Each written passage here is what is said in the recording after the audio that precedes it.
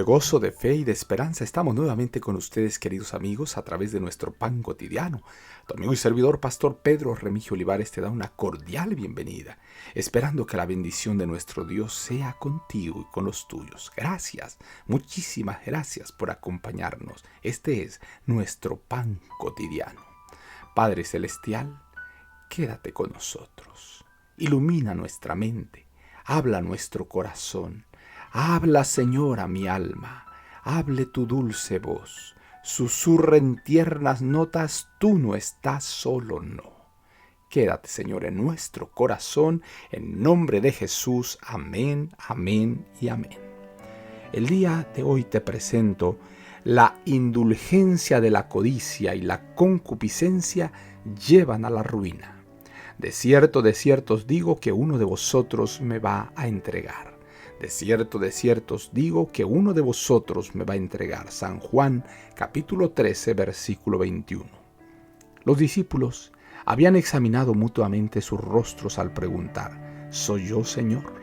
Y ahora el silencio de Judas atraía todas las miradas hacia él. En medio de la confusión de preguntas y expresiones de asombro, Judas no había oído las palabras de Jesús en respuesta a la pregunta de Juan. Pero ahora, para escapar al escrutinio de los discípulos, preguntó como ellos, ¿soy yo, maestro?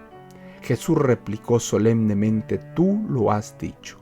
Aún en esa circunstancia, Judas pudo haber reconocido su culpa, aún podía romper el hechizo. Cristo estaba a su lado, dispuesto a ayudarlo, pero su orgullo y la tentación del enemigo resultaron tan fuertes que no pudo escapar a esa trampa. En vez de arrojarse a los pies del misericordioso y compasivo Salvador, se afianzó en su resistencia.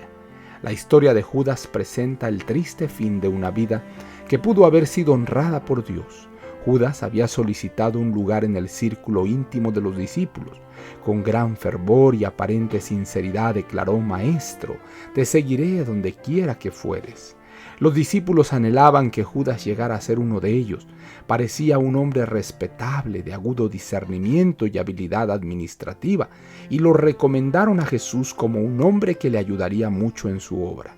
El semblante de Judas no era repulsivo, era vivaz e inteligente, aunque carecía de la ternura y la compasión que se ven en una persona que verdaderamente se ha convertido.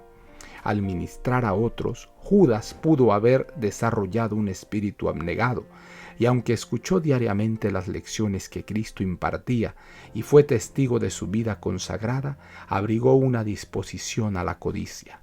Cristo leyó su corazón y en su enseñanza se detuvo en los principios de la benevolencia que golpean en las mismas raíces de la codicia.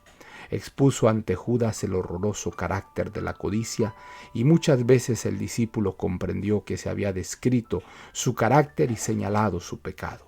Pero no lo confesó ni abandonó su injusticia. Judas era autosuficiente y en vez de resistir la tentación, continuó con sus prácticas fraudulentas.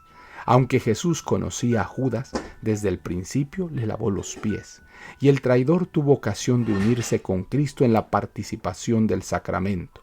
A él le ofreció el pan de vida y el agua de la salvación. A él le fueron impartidas las lecciones que el Salvador ofreció. Sin embargo, Judas rechazó su beneficio. Manuscrito 106, año 1903. Cariñoso Padre, oh Dios eterno, no permitas que la experiencia de Judas se convierta en nuestra propia experiencia. Ten compasión de nosotros. Ayúdanos, Señor, a salir de las redes del pecado. Arrebátanos, Señor, de las manos del enemigo. Y por favor, Padre Santo, ayúdanos a ser más que victoriosos. Bendito sea tu nombre. En el nombre de Jesús lo agradecemos todo. Amén, amén y amén. Jehová te bendiga y te guarde. Jehová haga resplandecer su rostro sobre ti y tenga de ti misericordia. Jehová alce a ti su rostro y ponga en ti paz. No lo olvides, conserva una sonrisa en tus labios, una oración en la mente y una canción en el corazón. Hasta la próxima.